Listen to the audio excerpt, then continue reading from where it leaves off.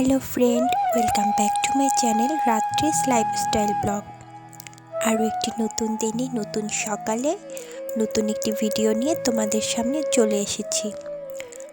আজকে আমাদের ঘোরাঘুরির ভিডিওটা আমি এখানেই শেষ করে দেব। এরপর থেকে তোমরা আমার ডেইলি ব্লগ ভিডিও দেখতে পাবে। সকালের জলখাবার খেয়ে হাঁটতে বেরিয়েছিলাম। বাড়ি এসে দেখি একদম বিয়েবাড়ির ভাইব। ছোট মামা পাঠা কাটছে আর বাড়ির সবাই রান্নাবান্নায় ব্যস্ত।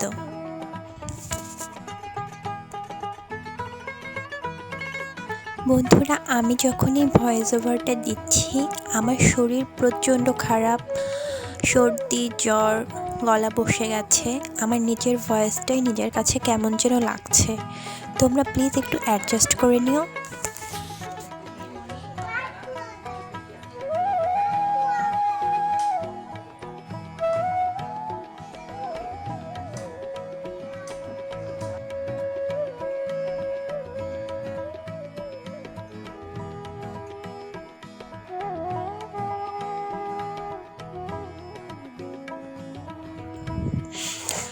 আর এই যে তেজপাতাগুলো দেখতে পাচ্ছ, এগুলো দিদার গাছের তেজপাতা।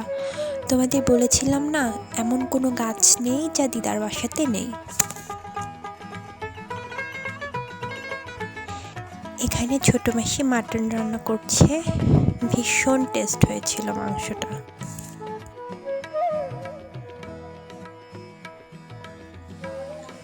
আজকে আমি এত পরিমাণে সিক, আমার নাক দুটো পুরো বন্ধ হয়ে আছে। আমি ঠিকভাবে দেখো তোমাদের সাথে কথাও বলতে পারছি না।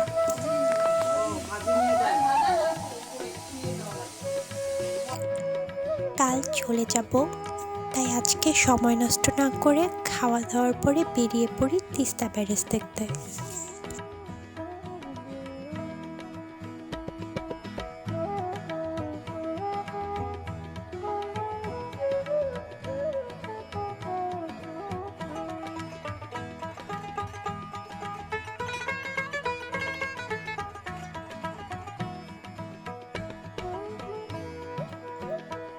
ব্যারেজে পৌঁছে ফার্স্ট আমরা পায়ে হেঁটে আশেপাশের এরিয়াগুলোতে ঘুরি।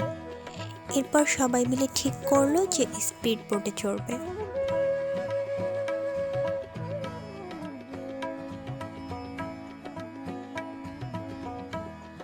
আজকে আমার কথা বলতে এত কষ্ট হচ্ছে, আর নিজের ভয়েসটাই না নিজের কাছে অপরিচিত ঠেকছে।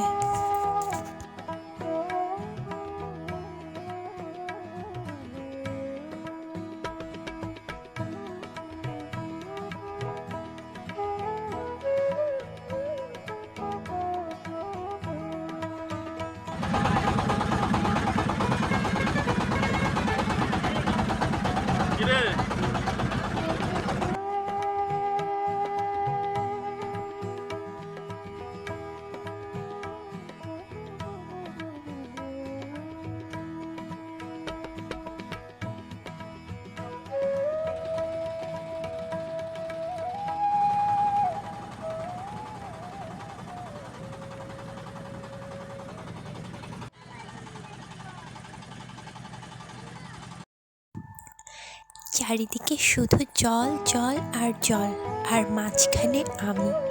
কি যে ভালো লাগছিল না।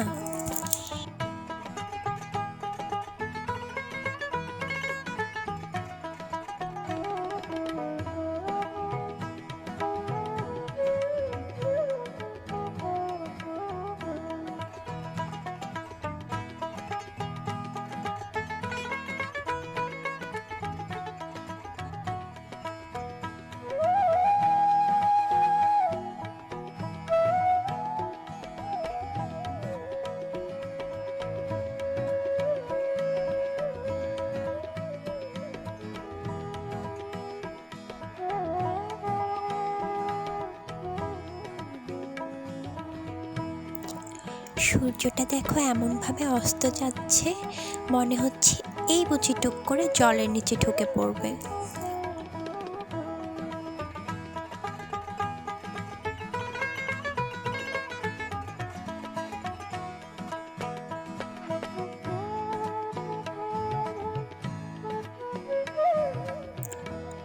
পুরো তিস্তা নদীটা ঘুরে আস্তে আস্তে দেখো আমরা বাড়ির দিকে যাচ্ছি।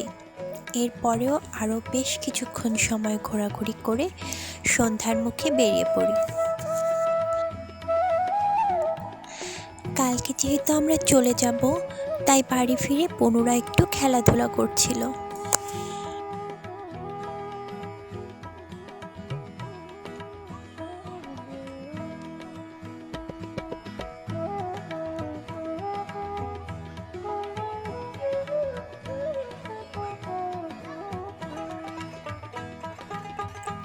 পরদিন সকালে ঘুম থেকে উঠে খাওয়া দাওয়া করে আমরা এখন বেরিয়ে যাওয়ার প্রস্তুতি নিচ্ছি। এখান থেকে যাব বড় মাসির বাড়িতে এবং সেখানে আজকের দিনটা থেকে কাল সকাল সকাল বেরিয়ে পড়ব বাসার উদ্দেশ্যে।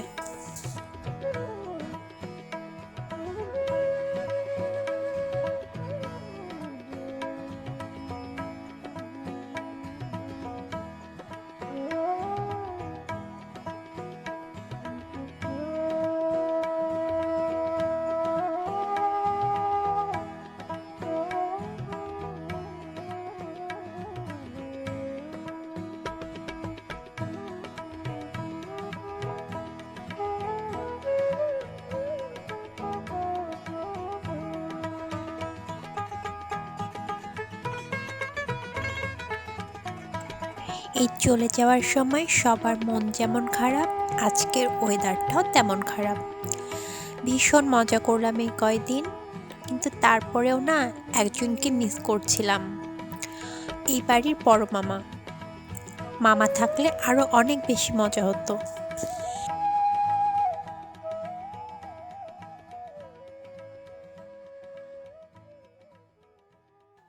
মাসির বাড়িতে পৌঁছে সবাই মিলে একটু গল্পগুজব করতে না করতেই দুপুরে খাওয়ার ডাক পড়ে গেছে। এখন এক এক করে সবাই লাঞ্চ করে নেব।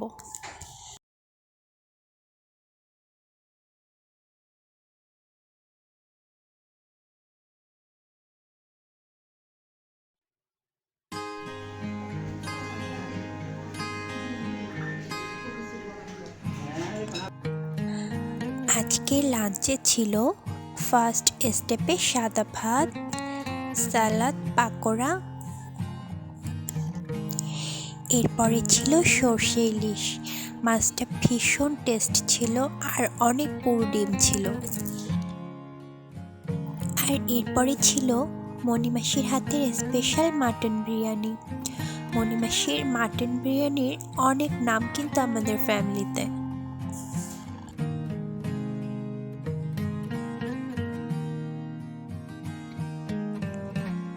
লাস্ট পাতে ছিল টক মিষ্টি দই আর কোল্ড ড্রিঙ্কস।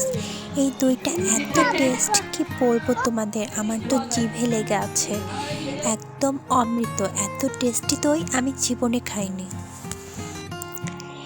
এটা সব থেকে কষ্টের মুহূর্ত। দিদারা এখন বাড়ি চলে যাচ্ছে, আর দুই দিদা তো প্রচুর কেঁদেছে। আসলে আগেকার মানুষের মধ্যে যে ইমোশনটা ছিল, এখনকার জেনারেশন এটার মূল্য বুঝবে না।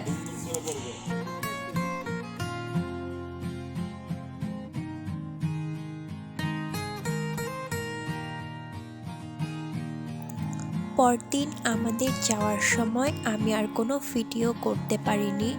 মণিমাসিকে রেখে যাচ্ছিলাম, তাই মনটা ভীষণ খারাপ ছিল। কিছু টুকরো টুকরো স্মৃতি দিয়ে আমাদের এই ঘোরার ব্লগটা এখানেই শেষ করছি। সবাই ভালো থেকো, সুস্থ থেকো।